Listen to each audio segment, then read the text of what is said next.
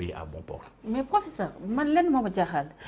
on parle souvent de la France mais comme ni ñu koy waxee rek il y a d'autres puissances étrangères qui sont en train de frapper à nos portes. gis nga carrément Russie sax. mu mel ni comme boo xoolee sax ci médias français yi dafa am français yi dafa am benn campagne boo xam ne bi ñu koy def pour charger réew mi di Russie. ñu gis ne aussi la Chine aussi et la Turquie avec le slogan de Erdogan gagnant-gagnant. Même sax les 4 dragons fu mu toll nii ñu ngi commencé di lorgner la Grande-Bretagne nga xam ne continent africain bi intéressé wu ko woon moom dafa mel tamit bëgg na ñam ci part du gâteau bi. d'où ma question finalement est-ce que du nekk l'Afrique sans les Africains? noonu la demee xam nga sama njàpp damay wax chaque fois gars yi ne leen des fois j'en parle à mes étudiants ne leen les occidentaux là bu ñu amoon saa yu gisee ñuy wax seen ay rapport ay l'avenir nangam 21e siècle Afrique il sera c'est l'Afrique nangam ak nangam il parle de l'Afrique en tant que unité stratégique et en tant que benn mine de ressources à exploiter. On sait déjà les ressources yu nga xam ne nekk ci biir Afrique en termes de cuivre en termes de terres rares ak toute cette guerre là aujourd'hui sax que les gens ont par rapport à ces minerais là. Donc coow li mooy ñoom ils parlent pas d'Africains. Ils parlent d'Afrique. bu ñu mënoon rey tous les Africains pour jël Afrique ñoom wallahi ils vont le faire ndax ñoom dañoo wax lu leer ne ils n'ont pas d'amis ils n'ont pas d'ennemis. Ils ont des intérêts. coow nag mooy da nga souligner point bu am solo bi xam dama gis ñu bëree ngi kaas France dama ne France dafa war a nekk le cadet de notre souci. Tout à fait. On est en train de donner à la France benn importance extraordinaire bi nga xam ne France réellement amu ko. Aujourd'hui li indi ñu bëree bëri lu tax France di woo sommet tout un continent. 54 pays. dañuy gaaw a fàtte rek waaye presque tous les autres pays la ñuy def. États-Unis juillet bi passé la def sommet USA Afrique. Avec tous les présidents africains. Même la Russie. Chine. Avec le FOCAC bi nga xam ne c'est un sommet triennal chaque 3 ans dafay woo tous les pays 54 pays yëpp. ñu ñëw Chine pour ñu waxtaan des relations sino-africaines. La Turquie depuis 2008 la commencé dugg tamit dans la scène. des sax du continent pour jéem a moom tamit am dara. Turkish Airlines 4 dëkk la doon servir jamono boobu. yóbbu nañu ko aujourd'hui à plus de 54 à 26 pays. à plus de 26 pays dëkk yi xam ne mu fay dem Erdogan def na presque 24 wala 25 pays. en même pas 2 ans. wër dëkk yëpp te lii tamit président turc mosu koo def. aujourd'hui Japon ak Inde sax créé nañ benn consortium bu ñu tuddee ñoom AAGC. ASEAN and African Growth Corridor.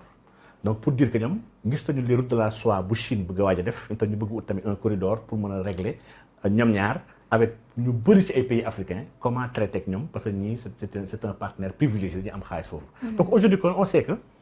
le Japon ak l'Inde ñu ngi liggéeyu pour loolu la Chine moom dafa taxawal na ko pare actuellement foog naa mu ngi ci 13e wala 12e sommet. Les États-Unis mu ngi am ay sommet foog naa mu ngi 7e sommet wala 6e sommet tamit adduna bi ñëpp a ngi diir Afrique. def ko benn gâteau à se partager. ñoom ñëpp avec autant de violence que la France. Tout à fait. ñoom ñëpp avec autant de stratégies déployées suñu kaw ñun ñu toog di focaliser aussi kenn kese naan kii baaxul kii baax na kii baaxul. en fait en réalité kenn baaxul pour ñun. dëkk bu nekk dëkkam lay liggéeyal. Russie États-Unis Allemagne ñoom ñëpp. seen ay dëkk la ñuy liggéeyal. ñun ñi kese ñoo xamagul ni kenn liggéeyaluñu. et li dafa jot nag aujourd'hui am commencé am benn émergence d'acteurs politiques yoo xam ne dañuy taxaw. Contre le néocolonialisme, pas seulement français, parce que la France n'est pas seule dans cette entreprise-là, mais c'est un néocolonialisme aujourd'hui qui est mondial. Nous avons fait une colonie économique, une colonie numérique. te lii nag mooy enjeu dëgg jamono bi nañu jéem a nax andil ñu affaire écologie andil ñu de changement climatique andil ñu infrastructure te la France a déjà identifié yan secteur ñoo nar a dox fii ak 2050 mu ngi préparer ay entreprises am pour ñu ñëw à l'assaut du continent africain ñun ñi rek ñoo mel ñu pareegul par rapport à li ñuy xaar et nag guerre moom saa yoo fay dem te parewoo wax dëgg yàlla dama jàpp ne mënoo fa am ndam. Mais professeur bu ñu gisee crise de leadership yi nga xam ne seetlu nañ ko suñu ay décideurs ay politiques est-ce que yaakaar nga ni l'Afrique pour ne pas dire le Sénégal am na chance pour faire face à ces puissances étrangères? waaw parce que le débat politique est assez bas. bas aussi. xasante saagante fa lañ toll. li nga wax dafa am solo trop parce que. Les enjeux sont énormes. man dama gis ne dafa am lu rëy li xam ne mooy li am. mooy dëkk su fas yéenee dem fu sori parce que man développement dama bokk si ñuy gëm ni développement pour man benn arnaque la développement ça en tant que concept tubaab bi ñoo créé rek pour dugal ñu si benn dynamique de rattrapage naan ñu dàqat leen genre kii jaaroon na fi ma tam foog ma jaar fii kii fii la jaaroon ma tam foog ma on n'est pas obligé jaar fi leen dëkk yi jaaroon fii kenn ku nekk c'est à toi d'inventer say yoon ci wàllu développement sa ay objectif ak ni nga ko bëgg a doxalee par rapport ak say existant li nga am ak fi nga jógee c'est que dafa am li nga xam ne y a pas de leçon à recevoir de qui que ce soit waaye su ma xoolee aujourd'hui suñu bëggee dem dëgg-dëgg maanaam bëgg egg man li may woowee la prospérité suñu fa bëggee yegg dafa am ay préalables yi nga xam ne préalables yooyu dafa laaj ay rupture yu am solo yoo xam ne rupture yooyu quelqu'un de courageux kese ko mën def ak quelqu'un bi nga xam ne yenn tappaleeg naka saale geeg naafiq gi nekk fii actuellement ci langue politique bi wax dëgg yàlla du ko mën def ndax aujourd'hui il nous faut dans le débat de la souveraineté sincèrement il nous faut travailler sur la souveraineté économique souveraineté boobu mënul am mukk fi lekk amoo souveraineté sur ta monnaie quand on parle de souveraineté monétaire on parle de souveraineté aussi bien sur tes banques souveraineté bancaire aussi bien sur l'échange et aussi bien sur ta finance mun ñu tamit wax souveraineté tamit sans xalaat tamit souveraineté sur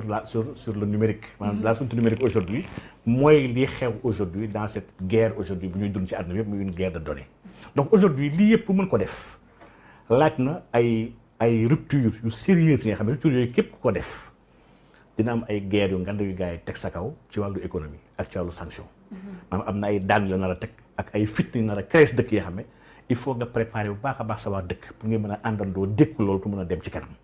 léegi nag képp ku amul franchise wax sa askan leen kat ça va être très dur on va nous attaquer sur tous les fronts dina am yu métti ñuy am waaye il faut moom une gestion sacrifiée pour ñu soog mën a egg fenn ku amul franchise wax loolu sa askan wax dëgg yàlla kuy wut deuxième mandat doo mën a wax loolu sa askan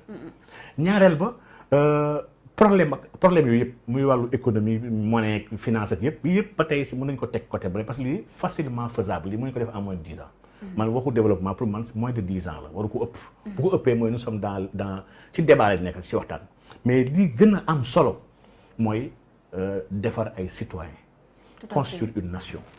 lii nii nous pays africains yi on n'a pas des nations on a une superposition de peuples yi nga xam ne qui s'acceptent qui cohabitent nii rek de manière naafiq mais nous sommes pas encore une nation encore moins des citoyens et nous manquons d'une chose essentielle nag bi nga xam ne man jàpp naa ne lii tant que réglé wuñu ko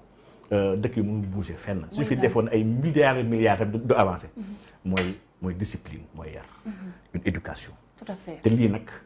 man dama ci am xalaat bi nga xam ne xam naa su ma ko waxee naan dama dof waaye wax dëgg yàlla allez-y professeur man dama gëm ne il nous faut une dictature sérieuse et citoyenne et patriote une dictature patriote bi nga xam ne wax dëgg yàlla ñi koy opérer waruñu faale dara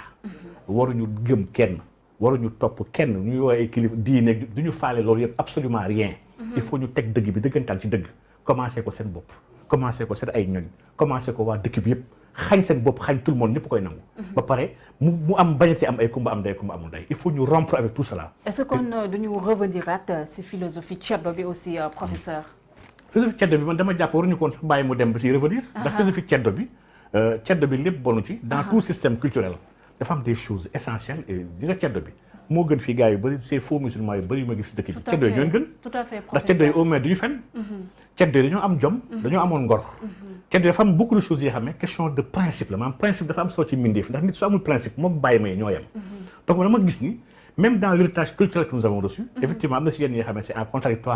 en contradiction avec nos religions dañ ko war a jël teg ko fële ndax juit moom premier référentiel am islamam la waaye am na si yenn yoo xam ne dàqoowaltal ak islam te yooyu dañu ko doon suqat ci askan bi aujourd'hui dafa am ay contre valeur ak ay anti valeurs yi nga xam ne ñuy woowee njiit yi ñoo koy inculquer les masses ci ñàkk jom si ñàkk jox gëdd sa parole si ñàkk tenir sa ay dige ci yàbbi sexaat ci bañ a rus lekk àllu mbooloo si am ñàkk loo jomb c'est que dafa am ay valeurs yi nga xam ne fekkee ñiy jiite ñoom ñoo bàyyiwul xel loolu nekk nit yu gën a ñàkk jom di def yu gën a doyadi mais askan bi ñoom après ñoom lu ñuy def ndax kii la war a jàngal par l'exemple et par l'acte bu dee kooku moom moo jàdd moo normal kon yow mi nga xam ne la war a jàngal na wax dëgg yàlla dañ laa yeewee na bu nga def lu neex donc man dama gëm ni sama njàpp suñu dëkk yi dafa am leen li nga xam ne jaaraguñ ci te loolu noonu dëkk bu si jaarul mënul def lu am solo muy dëgg-dëgg benn choc profond qui touche toute la nation bu gars yi mën a toog ku nekk xool sa morom xam kanay kan xam lan la ñu bëgg lan la ñu ñàkk lan mooy li nga xam ne waruñu faa yegg pour ñu mën a àndandoo dox nag dox bi nga xam ne doxul nawle lay nekk Sénégal ak dëkku ancienne colonie yëpp kenn jaaragul ci foofu. te foofu nag pour ñu jaar fa il faut ñu bañ naxante la vérité. te du yomb. mooy ce sera dur. Il y aura des sacrifices à faire et le coût dëgg-dëgg des fois damay joxe exemple l'islam rek. l'islam mooy diine bi nga xam ne diine islam la diine bi nuyoom sax mooy asalaamualeykum. mooy na jàmm nekk ci yéen. l'islam pour taxaw ay milliers de morts la amal. l'islam ñi ci shahid mais c'est des milliers de jullit yi nga xam ne dañoo dee ngir une cause ndax une cause tant que jarul nit ki dee c'est parce que c'est pas encore une cause. maanaam y a un coût humain bi nga xam ne tout travail de révolution extraordinaire laa wax de waxuma see tappale naxante théâtre waxuma loolu de dama ne réforme dëgg de profondeur bi nga xam ne day tax dëkk yi tegu ci yoon dama ne dafa am ay rupture yu ngande yoo xam ne ak ay divorce yu sérieuses yu muy opéré pour ñu mën faa yegg sinon taf yëngal lay nekk ak naxante rek waaye du ñu dem fenn. mais professeur li ngay wax c'est tellement vrai waaye tamit nekk na loo xam ne faisabilité bi aussi professeur man daf